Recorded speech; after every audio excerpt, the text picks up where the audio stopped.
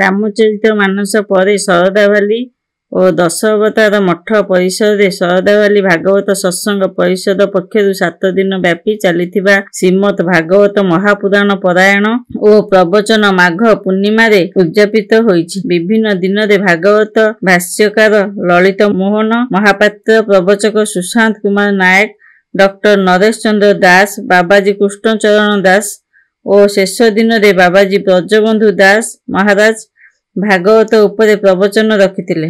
ଏହାକୁ ବନମାଳୀ ମିଶ୍ର, ଭୀମସେନ ପଣ୍ଡା, ନିରଞ୍ଜନ ଦାସ, ଜଗବନ୍ଧୁ ପ୍ରହରାଜ, ଶ୍ରୀଧର ପୃଷ୍ଟି, ସୁବାସ ମିଶ୍ର, ବାବୁଲି ମିଶ୍ର, ସୁଦର୍ଶନ ଉପାଧ୍ୟାୟ, ରଜତ ଚୌଧୁରୀ ଓ ଉପେନ୍ଦ୍ର ସାମନ୍ତରାୟ ପ୍ରମୁଖ ପରିଚାଳନା କରିଥିଲେ।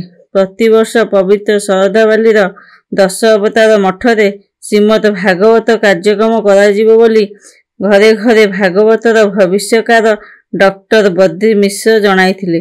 ଏହି ଅବସରରେ ଭାଗବତ ପୂଜା, ବ୍ୟାସ ପୂଜା ସହ ପ୍ରବଚକମାନଙ୍କୁ ଉପଢୌକନ ପ୍ରଦାନ କରାଯିବା ସହ ନାମ ସଂକୀର୍ତ୍ତନ କରାଯାଇଥିଲା।